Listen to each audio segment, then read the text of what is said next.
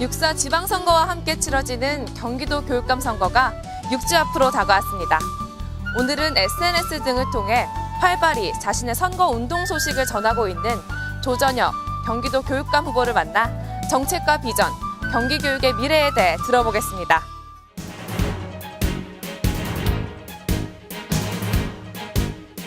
네, 안녕하세요. 안녕하세요. 네. 어제 진도에 다녀오셨다고 들었는데 실제로 가서 보시니까 어떠시던가요? 분위기가 참 무겁죠. 제가 무슨 말씀을 드리겠습니까? 저도 아버지 한 사람으로서 또 이 사회의 이 어른의 한 사람으로서 정말 납히지도 못하고 바다의 넋으로 이렇게 간 우리 학생들 정말 미안하다는 말 외에는 다른 말을 갖다 뭐 할 수가 없습니다.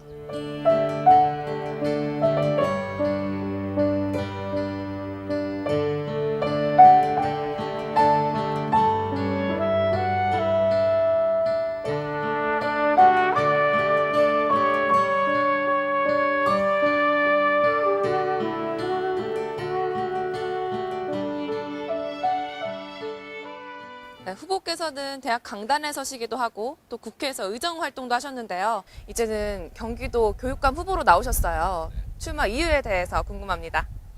저는 지난 22년 동안 계속 교육계 종사를 했습니다. 대학에서 이제 아이들 가르쳤고요. 네. 그리고 제가 이제 시민사회단체 활동도 했는데요. 네. 주로 이제 학부모 관련한 교육시민사회단체 활동을 갖다 쭉 해왔습니다. 네.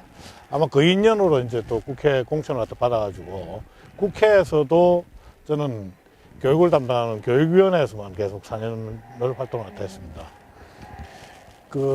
어떤 분들은 제가 이제 정치인 출신이 무슨 교육감이냐 뭐 이런 말씀을 또 많이 하시는데 사실 저는 국회의원 4년을 하면서 이 교육하고 관련된 많은 경험을 했고 그게 교육감 하는 데 있어가지고 굉장히 큰 도움이 될 거라고 생각을 합니다. 근데 이게 국회 교육위원회에 있으면서 사실 16개 시도 교육청 감사를 합니다. 그래서 비단 경기도 교육의 현실뿐만 아니라 16개 시도 전체의 교육계 현실을 뭐 이게 비교해 볼 수 있는 그런 능력도 갖추었고요. 교육위원회에 있으면서 이 유아교육부터 이제 대학교육 그보다 훨씬 더 이제 고등교육까지 이렇게 통시적으로 볼 수 있는 그런 기회도 있었기 때문에 교육이라는 게 무슨 초중교 교육만 딱 따로 놓고 판단을 할 수 없지 않겠습니까?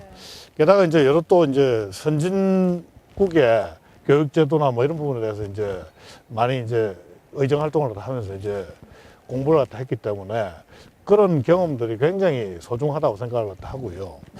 또 한 가지가 이제 이 교육청을 경영하다 보면은 예산 문제라든지 아니면 각종 이 법령 제도 부분에 있어서 고칠 것들이 굉장히 많습니다. 예산이 그냥 따지는 게 아닙니다. 근데 그거 하려고 그러면 정말 정치력이 필요하다. 그러니까 뭐 시중에서 이야기를 하는 그런 정치력 말고 생산적인 정치력이 굉장히 필요하고요. 그런 것들이 제가 이제 국회의원한테 했던 경험 뭐 이런 것들이 접목되면은 훨씬 더 교육감직을 잘 수행할 수 있다. 저는 이렇게 생각하고 있습니다. 최근 선대위 고문으로 김동길 연세대학교 명예교수를 영입하셨는데요. 어떤 특별한 이유가 있으신가요? 우리 김동길 선생님 같은 경우는 제가 개인적으로도 존경하는 분이지만 아마 우리 사회에서 이 모든 국민들이 어른으로 이제 그렇게 생각하시는 그런 큰 분이시지 않습니까? 제가 김동길 교수님 만나 뵀다 그러니까 많은 분들이 굉장히 궁금해하세요. 어떤 말씀을 갖다 하시던가 하면서 김 교수님이 저한테 이제 말씀하신 게 당신이 아마 가장 교육감 책임자인 것 같아라고 얘기를 하시고 평소에 사람들이 저한테 이제 보수 우파라고 이야기하는 거에 대해서 당신께서는 불만이다 이렇게 말씀을 갖다 하시는 게 어떤 연유에서 그러는가 하면요. 사실은 이제 김동길 교수님은 정교조가 교육계에서 극좌파라고 생각을 갖다 하세요. 근데 그 극좌파인 정교조의 잘못을 지적을 갖다 한 사람이 어떻게 이 보수 우파 이렇게 평가를 갖다 받을 건 아니다. 당신은 정당한 일을 하는 사람이다. 정파다. 네. 이렇게 말씀을 다 하시고, 제가 이제 선대위 고문을 맡아 달라고 말씀을 갖다 드리니까, 바로 그 자리에서 즉석에서 그냥 두 말 한마디도 없이 그냥 바로 수락을 해주셨습니다. 선거사무소 개소식 때 창조학교 운동 등 3대 비전을 제시하셨는데 창조학교 운동이란 무엇인가요? 그 창조학교 운동의 기본이 되는 것이 제가 지금 제창하고 있는 창조교육이라는 개념입니다.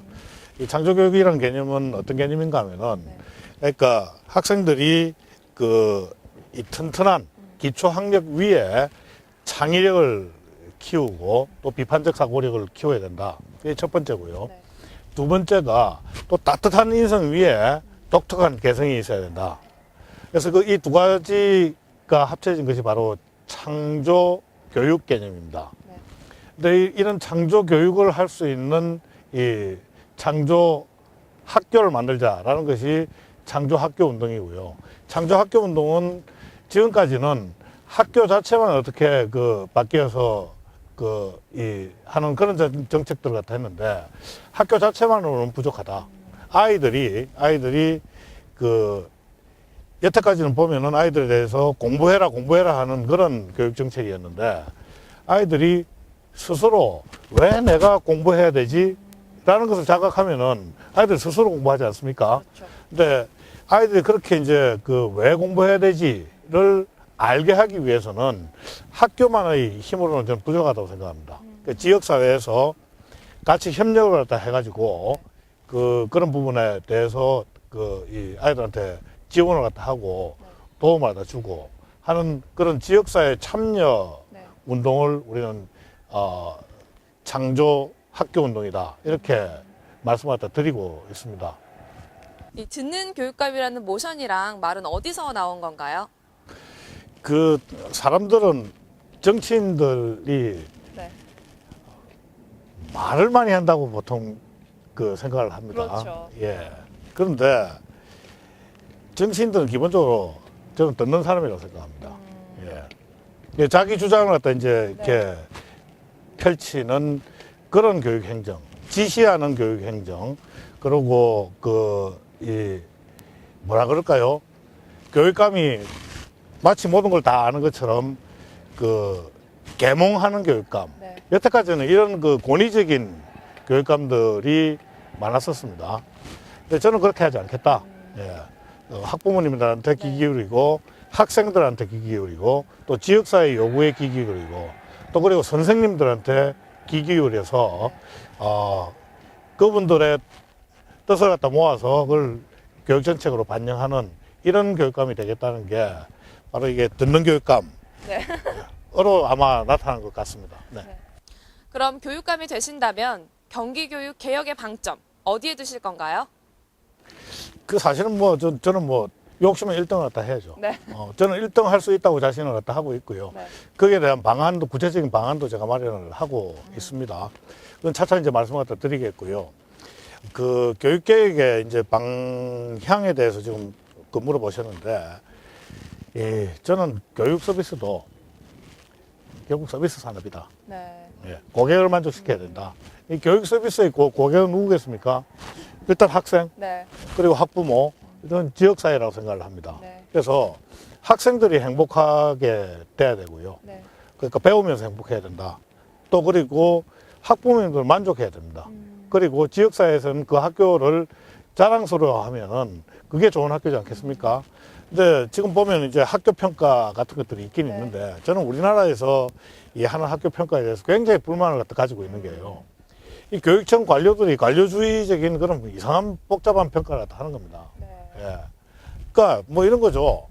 이 학생들이 얼마큼 행복해 하느냐, 배우면서. 또 학부모들이 얼마큼 만족하느냐, 네. 지역사회가 얼마큼 자랑스러워 하느냐. 간단하게 물어보면 되는 겁니다. 그래서 그런 만족하는 그런 교육이 되기 위해 저는 교장 선생님 역할이 굉장히 중요하다고 생각을 해요. 지금은 사실은 교장 선생님이 네. 이런 말씀 드려서 될지 모르겠지만 거의 핫바지 저고리처럼 돼 있습니다. 네. 예. 교장 선생님들이 정권을 쥐고 학교를 갖다 경영을 갖다 하시고 그런 만족도 평가에서 책임을 갖다 지게 하는 게 저는 중요하다.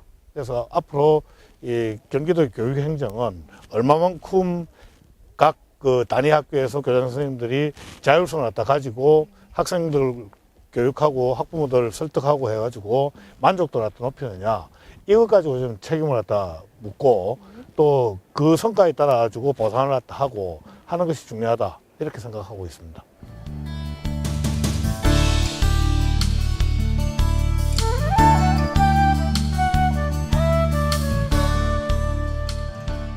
무상급식 전면 실시를 공약으로 내세운 후보가 꽤 있습니다. 이에 대한 견해를 말해주세요. 기본적으로 제가 이제 무상급식을 어쩌면 폐지할 것이다, 이렇게 생각하시는 분들이 많은데요. 저는 한 번 실시한 정책을 되돌리는 것은 그거는 뭐 거의 불가능하다고 생각합니다.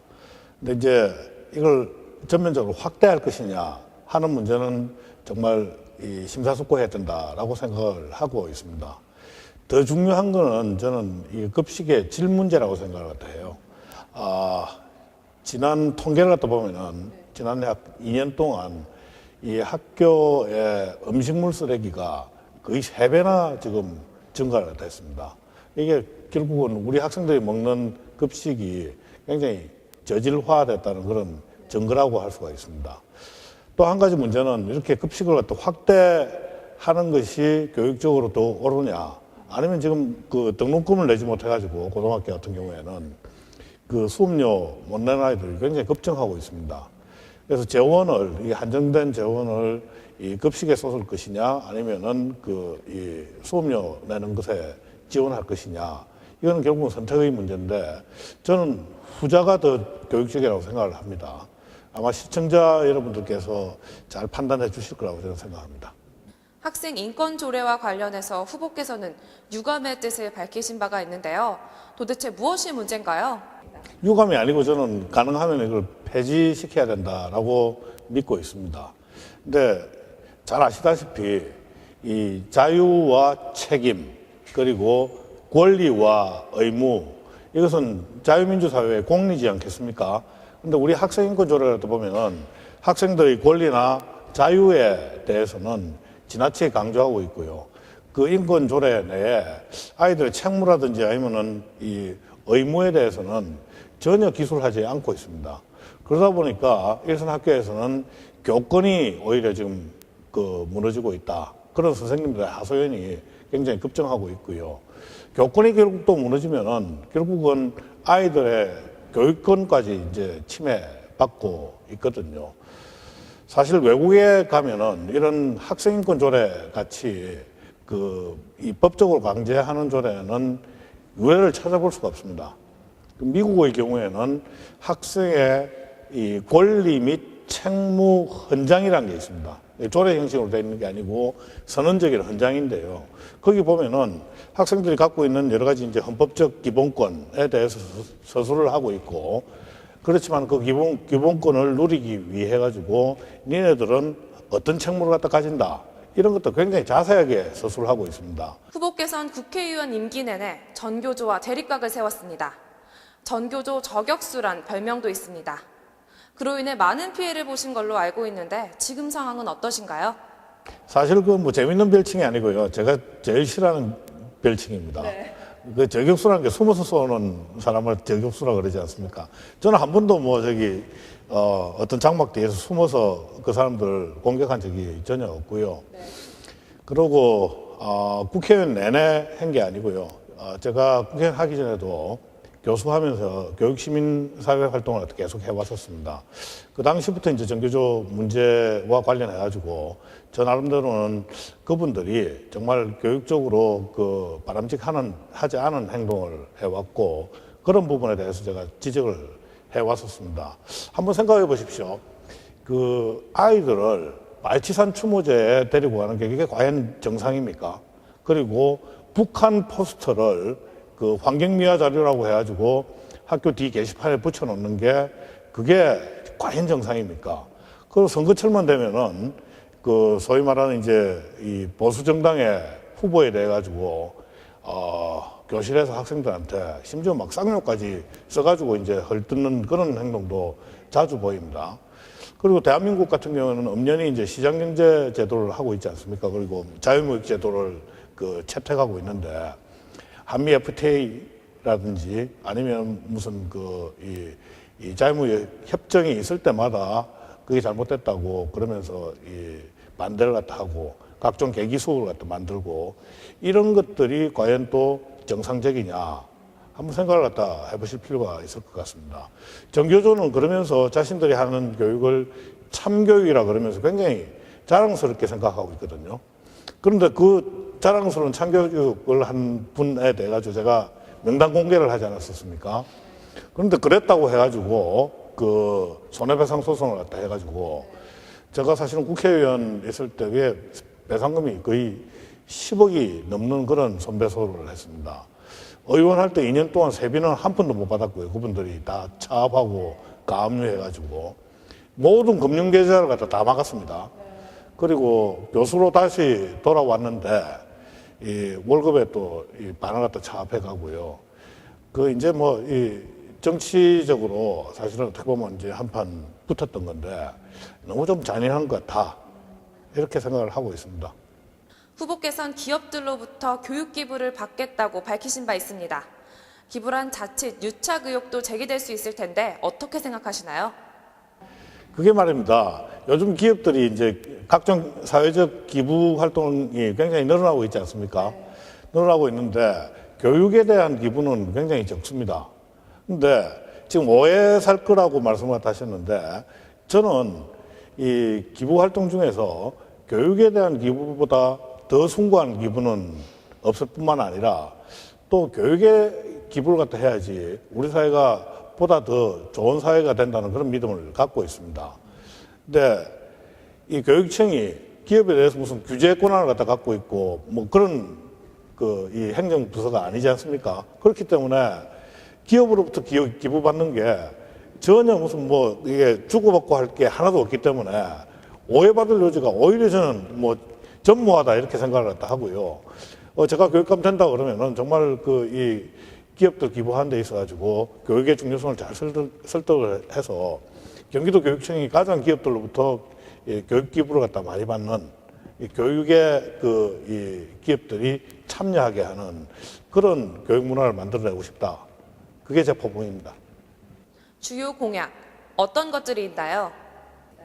공약이 사실 많기 때문에 정말 간단히 말씀을 드리겠습니다. 근데 학교는 기본적으로 공부하는 곳이고요. 또 학교는 기본적으로 인격을 둬야 하는 곳 아니겠습니까?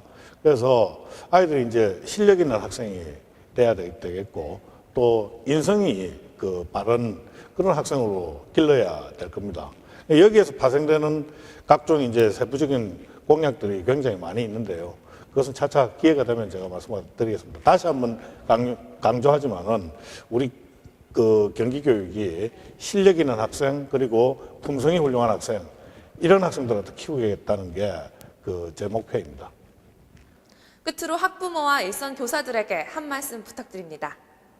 제가 여러 학부모들 비단 선거운동 기간뿐만 아니라 지난 10여 년 동안 이 교육 활동을 하면서 많은 학부모들 그리고 일선 선생님들 만나 뵀습니다. 근데 다들 이구동성으로 말씀하시는 게 학부모님들 같은 경우에는 내 아이들 학교에 보내면은 학교에서 제대로 알아서 공부 좀 시켜달라라는 그런 부탁이었고요. 선생님들은 우리 아이들 잘 수업을 갖다 하고 또 연구하는데 집중해달라 이런 부탁이셨습니다. 제가 교육감이 된다 그러면은 기본적으로 이런 학부모님들의 요구에 가장 근접할 수 있는 그런 요구에 만족할 수 있는 그런 교육 정책이 되도록 경기도의 교육 행정을 집중하겠습니다. 네, 지금까지 듣는 교육감 조전혁 후보와 함께 대화를 나누어 보았는데요. 앞으로 어떤 행보를 보여줄지 궁금합니다. 경기 ITV 리포터 이나래였습니다.